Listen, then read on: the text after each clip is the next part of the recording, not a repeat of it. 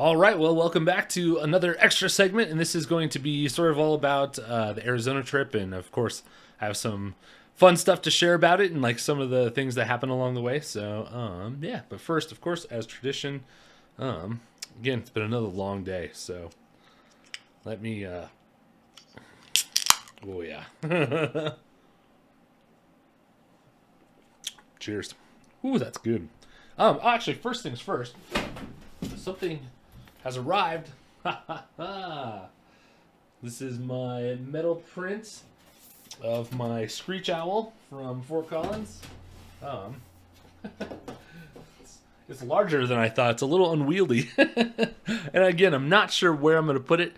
I think it may go directly behind on that back wall where, like I said, I've just got sort of kind of miscellaneous art for now. But I think it'd be cool to maybe dress up the little studio here or whatever you want to call it in more of like the wildlife and like storm stuff. So yeah, check the back wall, maybe getting rearranged here shortly. But anyways, the print came out really good. I got it done on metal, and the colors just came out like exactly the way I wanted it. I'm very happy with that. So but yeah, so let's talk about the Arizona trip. I went down there on a Wednesday, and little did I know that it was going to be a snow day in southern Arizona. I just was like, wait, what?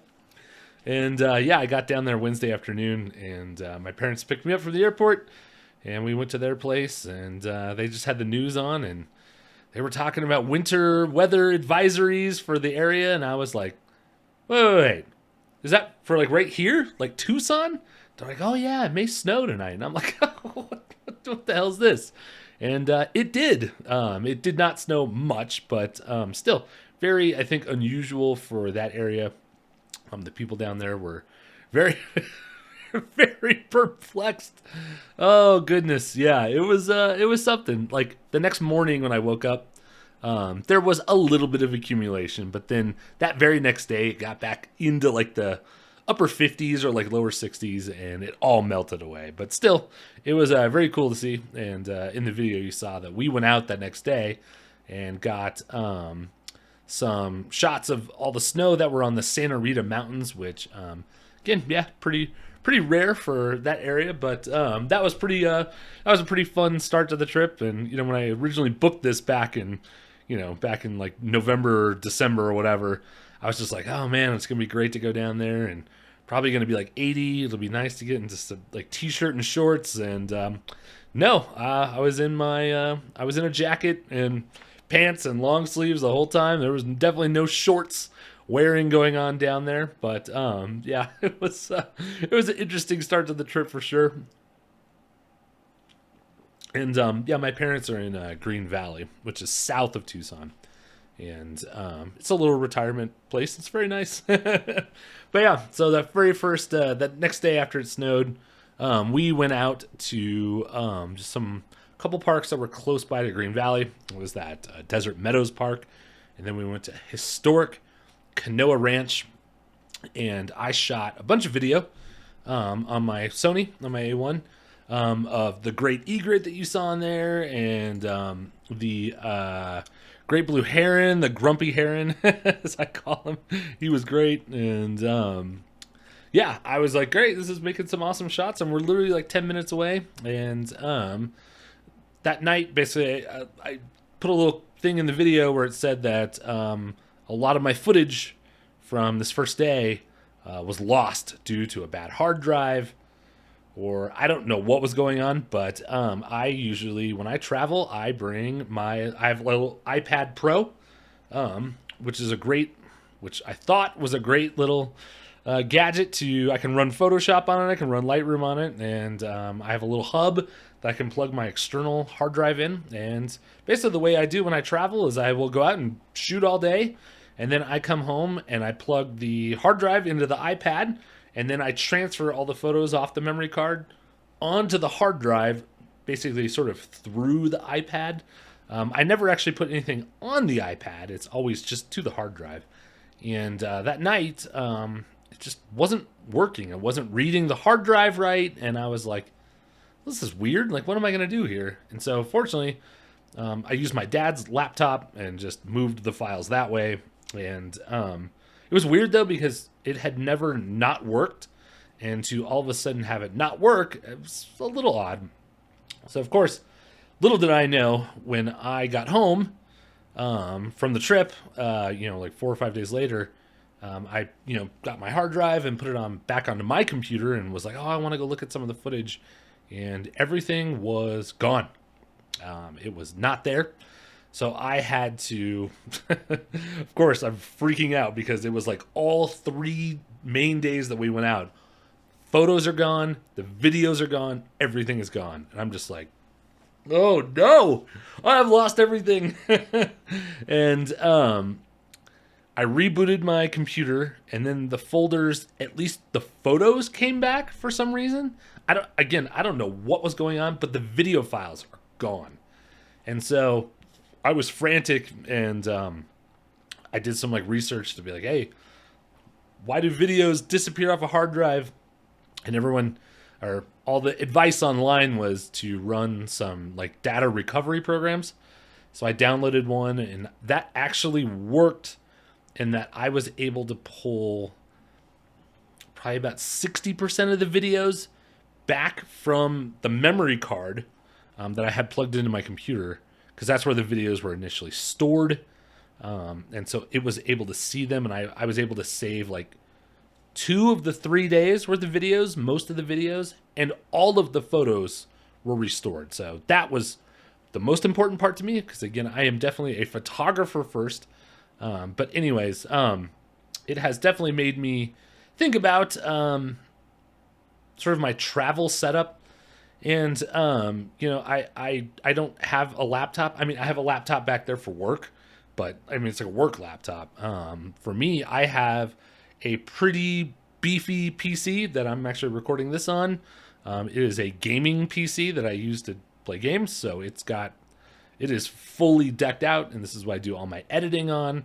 I do all my video editing on this, and I play games on it. It is a workhorse of a PC. And then I have a separate PC that is my old gaming computer that I use for just daily stuff. I do not have a laptop, is basically what I'm getting to. I do not have a personal laptop.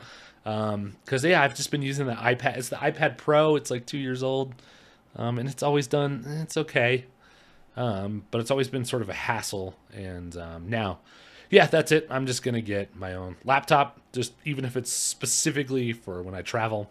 I'm not going to mess around with this janky setup anymore through the iPad. And no, we're done with that. So I am getting a real laptop. I'm not sure what I'm gonna get. I'll probably just get a little MacBook Air. I don't know if I want to go all in for a MacBook Pro. I don't know. But anyways, that is what happened with the corrupt, missing video files. Like I said, I was able to restore most of that and get the photos back, which is the most important thing. So anyways, after this first day, we just went to some of the parks around, we did this loop around the Santa Ritas.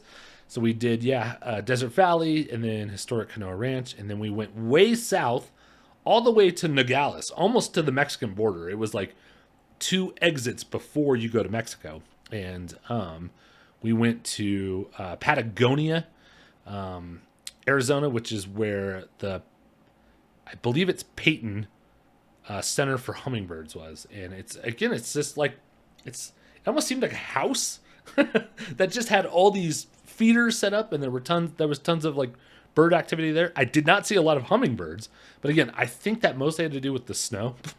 So the hummingbirds were not out that day, but there was a bunch of birds there. That's where I saw that second northern cardinal, which was cool. And that is this one. This was at this hummingbird center, and like I said, there was the house right here. It seemed like just a normal house, and they just happened to have all these feeders set up. But that was mostly the first day, and then we went back home, and it's a pretty decent loop around the Santa Rita Mountains to get to all these places.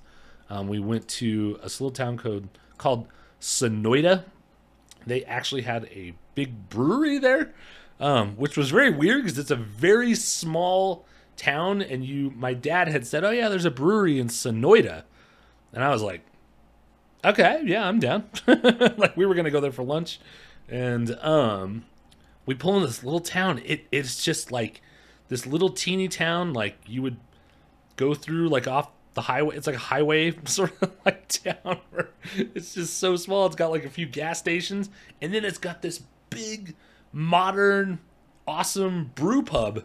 And yeah, they made their own beers there and had food, and it was great. So we went there for lunch. It was just a very odd place to have like a brew pub, like in this little teeny small town that has basically nothing else. But yeah, it was cool. So it is called. I can't remember what it's called. Let's look it up real quick. Sonoita Brewery.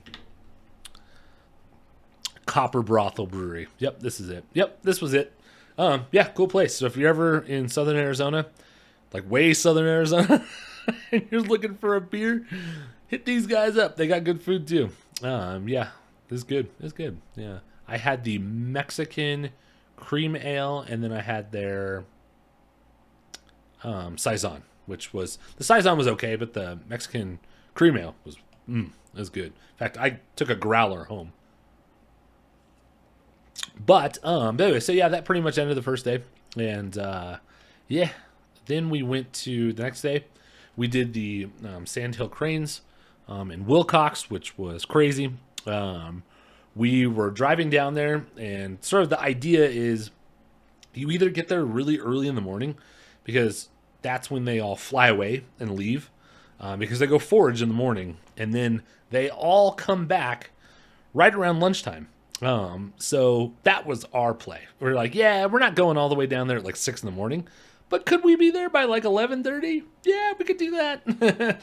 So, as we were coming into Wilcox off the highway, my dad was like, yeah, do you see them flying in yet? Like they should be all coming back in. And I was like, I was looking out there where they're supposed to be and up in the sky. And I was like, nah, I don't see anything.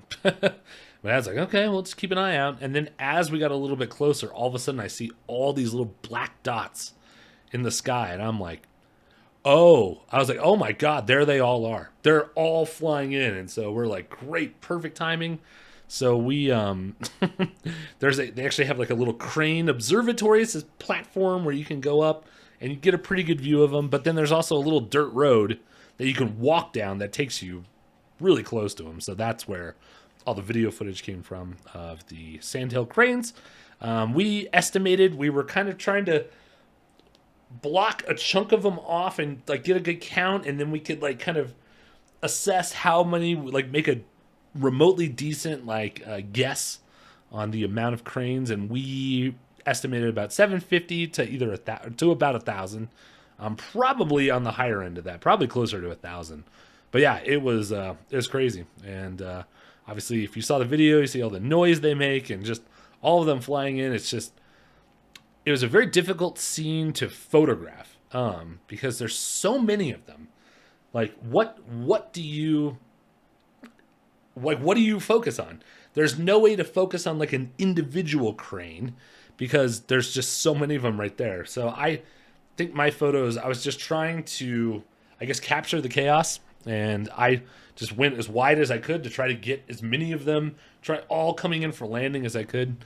And obviously the video is the real winner there. I mean, I think the photos were fine, but yeah, the photos were very difficult to make because I didn't really know what to like try to focus on. It was a very chaotic scene. So yeah, but it was super cool. And then we went to the Chiricahua National Monument, and this was probably what I would say was my biggest surprise of the trip. Again, we didn't go here for any birding purposes. We just went here to see all of these rocks, and that just stand perfectly on top of each other. And yes, a wonderland of rocks. That's exactly what it is. And it was funny when we got there, the road that goes up to the top where you get this overlook was closed because of the snow.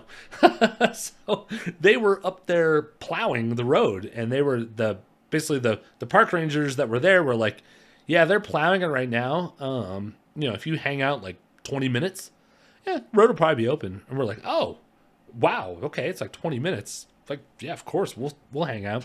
So we went and hiked around a little bit and got some other cool landscape shots that I had put in the video. And then, yeah, the road opened up and we went up to the top here. And yeah, you got this great lookout over all these crazy like rock formations. And yeah, it was just so unexpected. I'd never heard of the place. My dad was the one who had looked this place up and was like, oh yeah, I'd like to go down there sometime. And so we just happened to be close enough from Wilcox that we were like, yeah, let's do it. So this was definitely my surprise stop on the trip for sure. But then after this, we headed home for the night and went out and had a great dinner. My aunt and uncle are also down in southern Arizona, so they came out to dinner with us, so it was great to see them. And then the next day, I wanted to go to this place called Las Ciénegas National Conservation Area, NCA. Yeah, it's a conservation area that, again, is not as close to Sonoita, where that brewery is. And the reason I wanted to go there is because I had seen on eBird that there were some pretty consistent reports coming up for burrowing owls. And if anyone who knows me knows that burrowing owls I have the worst luck with. You could tell me exactly where burrowing owls are, and I will show up there, and it'll be the day that they have left. I have the worst luck when it comes to burrowing owls. So I thought, great, we're down in Arizona. I'm going to go get some burrowing owls. It's the worst luck, bird that I've ever tried to photograph. But today we're going to snap the streak. We're going to go get some burrowing owls. I know exactly where they are. Just got to go. So we go over to Las Ciénegas, the reserve. And you go down. You have to get off the main paved road and you go down some like dirt roads, and then you kind of go down another side dirt road where you kind of go over this little dry riverbed. And it's not like hardcore, off-roading or anything like that, but it's a bumpy ride. And we kind of go down through this dry riverbed and you come up, and my dad kept saying like it's in this prairie dog colony, which is, where burrowing owls usually are.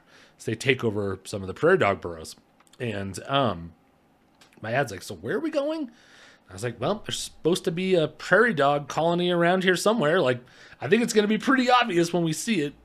And so then we come up over this other little hill. And again, I can't reiterate this enough. This is out in the middle of nowhere. It's out in the middle of the desert.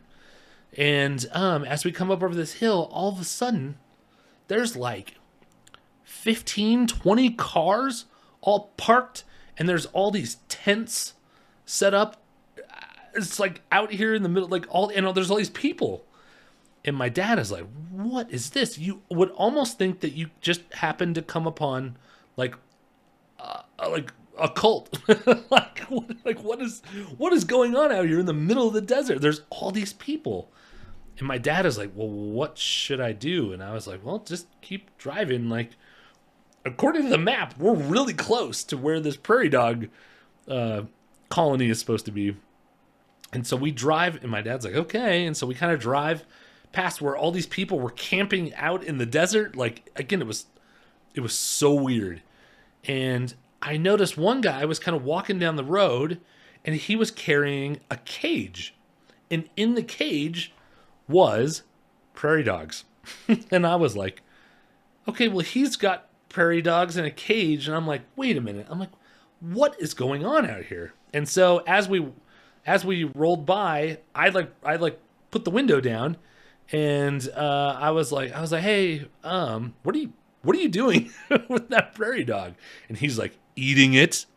And I'm like, okay. And he's like, no, I'm just kidding. He's like, no. We're with the Arizona Department of Wildlife, or Wildlife Department, and they were out there surveying the prairie dogs. They were doing a yearly checkup on them because the prairie dog that is there is this. It is a black-tailed prairie dog that numbers are not good in Arizona. So they have been reintroduced. And so the wildlife department was out there that day doing health checks on this colony. And of course, this is where the burrowing owls had gone. So we go up further up the hill to where the little prairie dog colony is, and there's probably 20 people out there just walking around. They've got cages set up at the top of the burrows to try to capture these prairie dogs because, again, they're doing health checks on them and they're trying to get numbers to see how the reintroduction is going there. And I was like, oh, well, that's cool. And but of course, at the same time, guess what that does to burrowing owls? It scares them to death. So they either, my guess is they went back down in their burrow and they were not coming out, or they left. So again, my luck with burrowing owls continues. But at the same time, this was super cool to see that they were out there doing like a full checkup on this prairie dog colony. So the other interesting thing that happened was this other lady who worked for the Department of Wildlife was walking away, and I was like, oh, you didn't happen to see any burrowing owls out there, did you? And she's like, no, I'm just worried about the rattlesnake that's right there. And I was like, wait, the rattlesnake that's right where? And they're like, oh, that's what everyone's over there looking at. And I was like, oh, well, I want to see. And she's like, yeah, you can go in there. There was a gate that is where all of these volunteers and wildlife people were. And we were on the other side of the gate. I didn't want to just open the gate and be like, well, I'm coming in. So she was like, no, it's fine. So my dad and I went in there, and that is where the rattlesnake photos came from. There was a rattlesnake right there in the little prairie dog colony, and she had left to go back to her truck to get one of those snake grabbers. So she came back and grabbed the snake, and it was rattling and trying to bite. I stood way back. I was like, no, I don't like snakes. But then she moved it just out of the way from where all the volunteers were. So she just moved it probably 100 yards and then let it go. So it was fine. But yeah, that was pretty wild. And definitely go out to see burrowing owls and end up seeing rattlesnakes and learning about how the black-tailed prairie dog is being reintroduced in southern Arizona. So that was cool. So last thing I kind of want to talk about here. Speaking of owls, I had one of the most unexpected owl encounters ever, which I did put some footage in the video. So what was happening was this was a Saturday morning, and they were having the big arts and crafts festival at the clubhouse of where my parents live. And my dad was going to put some of his watercolor paintings. He basically got his own booth and was going to try to sell, I think for the first time ever, by the way, some of his paintings. Which, of course, I'm biased. I think they're very good. So this is a big deal for my dad. And so basically the art festival was Sunday, but what they wanted people to do on Saturday was to go, you could take all your stuff down there and set up your booth like the day before. So my dad was like, yeah, I'm going to need your help to carry some stuff in. And I was like, yeah, of course. So Saturday morning, we decided we would go to the clubhouse to get the booth set up first. That way we would have the rest of the day to go to Las Ciénegas, try to find the burrowing owls, and then we were going to do Madera Canyon. So we went down to the clubhouse, and my dad backed up, and we had all the stuff like on the roof of the car and in the trunk. So we just kind of started carrying everything back and forth into the clubhouse. And I had come back out to grab some more stuff, and I heard these ravens just quack, quack, and the ravens down there are gigantic. And their squawk is just this noise that you're just like, God, it's so annoying. And so I just happened to look up to see where these ravens were. And next thing you know, I heard a hoo-hoo. And I was like, wait, that sounded like an owl. And it sounded like right here. So I'm like looking up in this tree. It had tons of leaves on it. It just couldn't see into it at all. I mean, I could see where the ravens were, but I was like, that was an owl. I know it was. And then my dad came walking back out, And he's like, what are you looking at? And I'm like, shh. I'm like, just wait for a second. And all of a sudden, hoo. And my dad's like, is that an owl? And I was like, there's an owl. And it's got to be like right in this tree. And the ravens are just, just squawk. And I was like, you know what? Maybe the ravens have like a nest here, and that owl is in there. And that's why those ravens are all like bothered by it. So we're kind of looking up there. And then sure enough, you just hear flapping, and the owl came flying out of the tree and landed up on the roof of the clubhouse. And I was like, oh, yep, there's the owl. And again, it was a great horned owl. And then the owl swooped down over to the side of this palm tree and was just looking at the ravens. And the ravens were like squawking at it. And the ravens occasionally would try to fly by. And the owl was having none of it. And then, and I was like, oh man, like all I had with me at the time was my cell phone. I didn't bring my like real camera, and neither did my dad.